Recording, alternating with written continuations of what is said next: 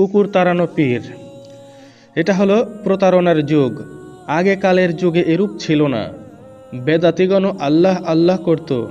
ভুল ত্রুটি থাকা সত্ত্বেও তাদের মধ্যে কিছু না কিছু দ্বীনি আসর পাওয়া যেত। কিন্তু আজকালের বেদাতিগণ প্রতারণা, ফাসেকি ফাজরি সহ নানা প্রকার কবিরা গুনাতে জড়িত হয়ে পড়েছে।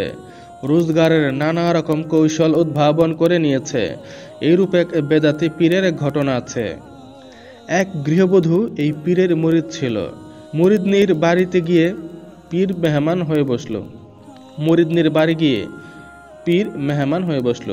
দস্তরখানার সামনে বসে ভাবতে লাগলো কিভাবে অধিক মুরিদ পাওয়া যায়। হঠাৎ উঠে একটা লাঠি নিয়ে ছুটতে লাগলো। একবার এদিকে যায়, একবার ওদিকে যায়।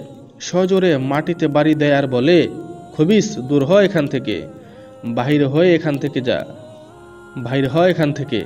এরপর হাঁপাতে হাঁপাতে আবার এসে খেতে বসলো।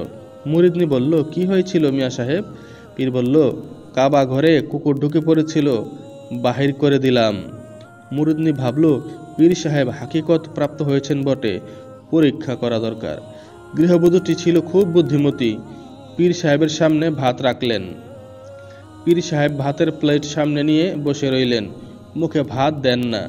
অনেকক্ষণ এভাবে কেটে যাওয়ার পর মুরিদনি জিজ্ঞাসা করলেন, কি হয়েছে মিয়া সাহেব, ভাত খাচ্ছেন না কেন? পীর বললেন, তরকারি দিচ্ছ না যে? তরকারি ছাড়া ভাত খাই কি দিয়ে?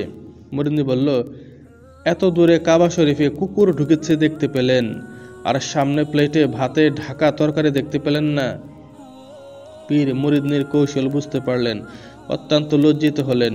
জীবনে এরূপ কাজ আর করবেন না বলে প্রতিজ্ঞা করলেন। সুতরাং এদেরকে এভাবেই জব্দ করা উচিত।